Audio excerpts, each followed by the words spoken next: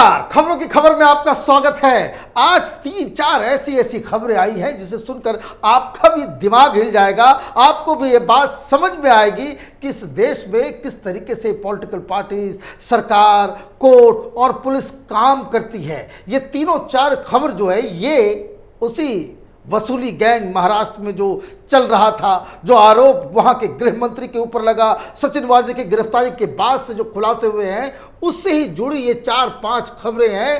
पहली खबर वो कोर्ट से आती है, दूसरी खबर एनआईए के जांच से पता चलती है, तीसरी खबर कांग्रेस पार्टी से आ रही है और चौथी खबर वो खबर है कि जो मीठी नदी के अंदर से वो जो मलबे में जो हार्ड डिस्क निकला है उसमें आखिर है क्या। लेकिन पहले बात करते हैं मुंबई में जो हाई कोर्ट जिस तरह के फैसले देने के लिए फेमस है, वहीं से आज परमवीर सिंह को बहुत बड़ा झटका लगा। परमवीर सिंह ने एक पीआईएल डाला था। पीआईएल डाला इस बात के लिए कि उनके साथ नाइंसाफ़ी हो गई है। महाराष्ट्र में तो सरकार पुलिस के काम काज में बहुत ज़्यादा दखल अंदाजी करती है। ये बात बताना इसलिए ज़रूरी है कि बहुत सारे मीडिया वाले ये बता रहे हैं कि परमवीर सिंह कोर्ट चले गए क्योंकि उनको कमिश्नर ऑफ पुलिस के पोस्ट से हटा करके होमगार्ड में डीजी बना करके भेज दिया गया, तो वो अपनी इस तबादले की गुहार लगाने के लिए कोर्ट में पहुंचे कि ये इलीगल है। नहीं, ये काम वो सुप्रीम कोर्ट में करने गए थे, लेकिन इस बार जो वो हाई कोर्ट में जो वो आर्ग्यू कर रहे हैं, जो विनती कर रहे हैं कोर्ट हाई कोर्ट से, वो इस बात को लेकर के है कि ये एक जनहित याचिका है और इसमें ये कहा गया है कि महाराष्ट्र की जो सरकार है वो पुलिस के कामकाज में, पुलिस के इन्वेस्टिगेशन में राजनीतिक दखल अंदाजी करती है। और इसलिए वो जो तमाम आरोप लग रहे थे कि गृह मंत्री वहां पे 100 करोड़ का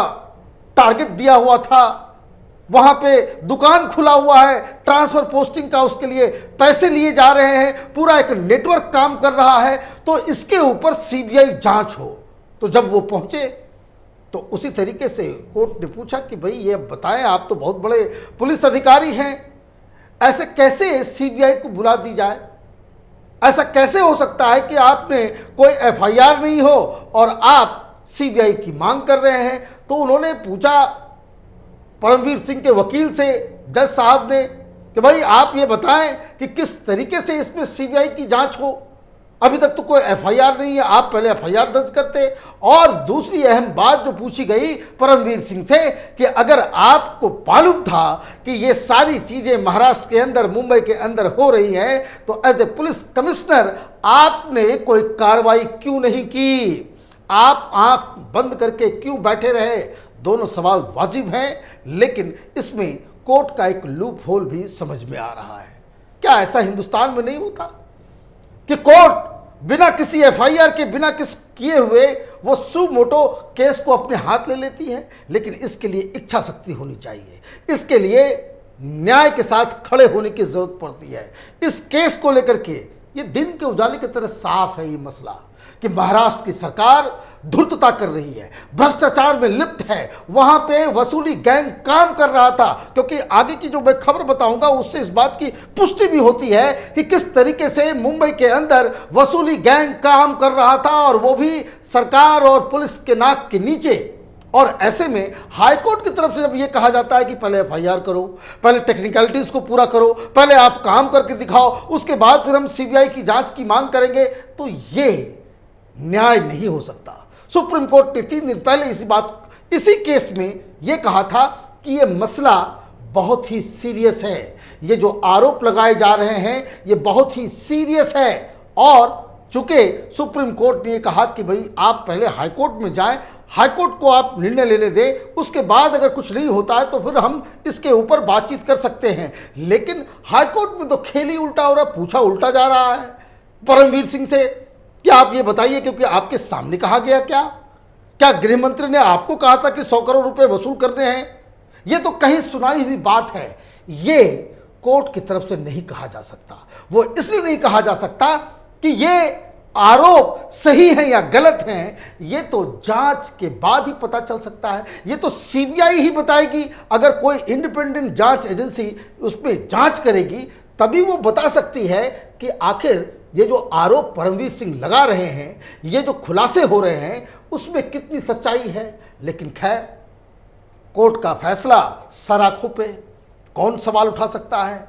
लेकिन परमवीर सिंह को ये समझ में अब आ रहा होगा कि जिस तरीके से उसने ये तमाम अर्नब गोस्वामी के खिलाफ ये जो फॉल्स केसेस बना करके कोर्ट में चक्कर लगवा करके उसने हंसा के लोगों को, बार्क के लोगों को, रिपब्लिक टीवी के लोगों को जेल में भेजा, उसको बेल नहीं होने दिया और उसके ऊपर तरह तरह की यातनाएं की। ये अब परमवीर सिंह को समझ में आना चाहिए कि ये वक्त का पहिया है, ये हमेशा एक जैसा नहीं चलता और कोर्ट में जो बात वो कह रहा है वो सच कह रहा है, लेकिन फिर भी फैसला इसके फेवर में नहीं हो रहा। इस बार वो सच के साथ भी है, फिर भी फैसला नहीं हो रहा। और ये सच क्या है? तो सच ये है कि मनसुख हिरेन केस में, ये दूसरी खबर मैं बता रहा हूं, एनआईए ने साफ कर दिया है कि ये एक साजिश के तहत उसकी हत्या की गई थी। और इस साजिश में जितने भी मास्टरमाइंड हैं, मतलब ये सचिन वाजे ही नहीं बल्कि उनके आकाओं के बारे में भी एनआईए को पता चल गया। क्योंकि बहुत सारे लोग पूछ रहे थे कि सचिन वाजे तो अकेला ये काम नहीं कर सकता, बड़े बड़े लोग इसमें शामिल होंगे। अब एनआईए ये दावा कर रही है कि उन बड़े लोगों तक उनकी जांच पहुंच चुकी है, उनको पता चल गया है। और ये पता कैसे चला? क्योंकि ये सारी जो बातचीत हो रही थी कि मनसुख हिरेन का क्या किया जाए, कैसे उसको रास्ते से साफ किया जाए, इसकी प्लानिंग के दौरान मनसुख हिरेन की मौत की सारी प्लानिंग, सारे आदेश सचिन वाजे को जहां से आए वो एनआईए को पता चल गया है। ये पता चल गया है कि ये सारे लोग, ये जो पूरा गैंग जो काम कर रहा था सचिन वाजे एंड टीम, वो लगातार अपने आकाओं के साथ फोन पे बातचीत कर रहे थे। वो फोन नंबर्स भी मालूम चल गए हैं। और इस एनआईए की तरफ से ये दावा किया जा रहा है कि जब से एंटीलिया के पास वो बॉम्ब्स रखे गए थे, वो जिलेटिन की छड़ें रखी गई थी, लगातार सचिन वाजे अपने आकाओं, अपने पॉलिटिकल मास्टर्स के टच में था, लगातार वो बातचीत कर रहा था। और ये एक सनसनीखेज खुलासा है कि ये जो अब तक ये बात हो रही थी कि सचिन वाजे के पीछे कौन है, सचिन वाजे का आका कौन है, सचिन वाजे को कौन आदेश दे रहा था, तो एनआईए ये कह रही है कि लगातार उसकी मौत की प्लानिंग से लेकर के उसकी मौत के किस तरह से उसकी हत्या की गई, वो सारे इस पूरे पीरियड के दौरान सचिन वाजे अपने आकाओं से लगातार बातचीत कर रहा था। और एनआईए ये कह रही है कि ऐसा लग रहा है कि ये सचिन वाजे वही काम कर रहा था जो आदेश उसको दिया जा रहा था। तो मतलब ये है कि सचिन वाजे के केस में आने वाले 1-2 दिन के अंदर कोई बहुत बड़ा खुलासा होने वाला है, जिससे महाराष्ट्र में एक और हड़कंप मचने वाला है। और रही बात जो कोर्ट में सवाल उठाया जा रहा है कि भाई ये जो कहीं सुनाई बात है कि भाई पैसा इकट्ठा करने के लिए क्या गृह मंत्री ने दिया है, तो उसमें भी एक बहुत बड़ा खुलासा हुआ है। उसमें यह हुआ है कि सचिन वाजे का जो सहयोगी जो शिंदे है, वो उसके घर से एक डायरी मिली है। उस डायरी में पूरा वो डिटेल दिया हुआ है उगाही का। कम से कम 30 ऐसे बार हैं, रेस्टोरेंट्स हैं जहां से पैसा लाया गया, उसका पूरा हिसाब किताब है, मंथली किसको कितना देना है, नहीं देना है, ये सारी चीज़ें अब एनआईए के पास पहुंच गई है। तो ये तीसरी खबर, इसे लेकर के भी अब मुंबई के अंदर हड़कंप मचा हुआ है, क्योंकि अब सबके नाम खुलने वाले हैं। क्योंकि अब जब नाम है इन बिजनेसमैन, तो वो बिजनेसमैन होते हैं, उनको तो अपना धंधा करना है, उनको तो अपना बार चलाना है, उनको अपना रेस्टोरेंट चलाना है। और इसकी वजह से उनको, अच्छा ये भी मैं आपको बता दूं, उस डायरी में साफ साफ लिखा हुआ है कि ये प्रोटेक्शन मनी है। सरकार पुलिस से बचाने के लिए आप कोई भी इल्लीगल काम अपने बार के अंदर करो, आप बार के अंदर प्रोस्टिट्यूशन करो, आप डांस करवाओ, वहां पे बार वालाओं का आप एक्सप्लॉयटेशन करो, उसके लिए जो प्रोटेक्शन फी है, ये वाजे और मुंबई पुलिस के ये अधिकारी, ये रोग ऑफिसर्स वो लिया कर रहे थे। और इतना बड़ा खुलासा ये बताता है कि किस तरीके से महाराष्ट्र में सरकार चल रही थी। ये उगाही अगर है तो ये उगाही तो सरकार के लिए किया जा रहा था, गृह मंत्री के लिए किया जा रहा था। तो ये सारी चीज़ों के ऊपर जांच में सारा खुलासा जो है, इसको सारे चेहरे जो है वो बेनकाब हो जाएंगे। और ये सब जो खबरें आ रही है उस वजह से किस तरीके से इसके ऊपर लीपापोती की जाए, तो महाराष्ट्र सरकार ने एक फैसला लिया है कि एक रिटायर्ड हाईकोर्ट जज के तहत वो इस पूरे मामले के ऊपर एक अपनी रिपोर्ट देंगे और वो रिपोर्ट 6 महीने का टाइम दिया गया है। अरे भाई 6 महीने तक तुम्हारी सरकार रह पाएगी तब तो, 6 महीने तक में तो आसमान जमीन एक हो जाएगा।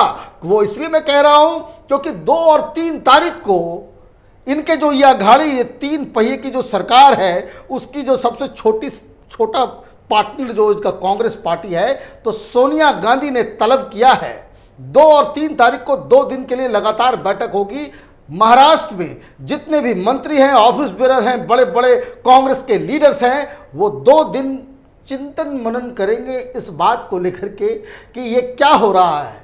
आप न 3 में हैं न 13 में, न पैसा ही कमा पाए और ना ही इज्जत कमा पाए। दोनों तरफ से कांग्रेस पार्टी की फजीयत हो रही है। और मैं आपको बता दूं, कांग्रेस पार्टी के बड़े बड़े लीडर्स अब साफ साफ ओपनली इस बात को कह रहे हैं कि इस सरकार में एक दिन भी रहना अपने पैर पे कुल्हाड़ी मारने के बराबर है। और चूंकि ये फैसला अहमद पटेल साहब ने किया था जो सोनिया गांधी के सबसे करीबी थे, तो इस फैसले के ऊपर सवाल कैसे उठाया जाए। लेकिन जिस तरह के फीडबैक कांग्रेस पार्टी के हेडक्वार्टर से आ रही हैं, तो उसमें यही लग रहा है कि जिस तरीके से कांग्रेस पार्टी डर गई, क्योंकि मालूम चला बीच में कि अमित शाह और शरद पवार अहमदाबाद में एक जगह मीटिंग कर रहे हैं, आधे घंटे के लिए गुप्त मीटिंग हो गई। तो कांग्रेस पार्टी भी डरी सहमी है कि पता नहीं कि इसके चक्कर में तो विचारधारा भी गया, इस बेदनामी भी हुई, पैसा भी नहीं कमाए और पॉलिटिकल नुकसान भी हो गया। तो ये 2 दिन में ये फैसला होगा कि ये सरकार रहेगी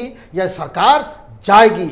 जिस तरीके से शरद पवार हॉस्पिटल में हैं और ये जो बड़बोले शिवसेना के जो प्रवक्ता गण जो है ये जिस तरीके से बातचीत कर रहे हैं, ऐसा लग रहा है कि ये अब ज़्यादा दिन तक टिकने वाला नहीं है। क्योंकि कांग्रेस पार्टी अगर विड्रॉ कर लेती है तो यहीं पे ये सारा मामला खत्म हो जाएगा और उसके बाद आगे की रणनीति बनेगी। हमारी नज़र इन तमाम खबरों पे बनी हुई है। आप देखते रहिए कैपिटल टीवी। हमारे वीडियोस को लाइक कीजिए, शेयर कीजिए और हमारे चैनल को सब्सक्राइब कीजिए। धन्यवाद।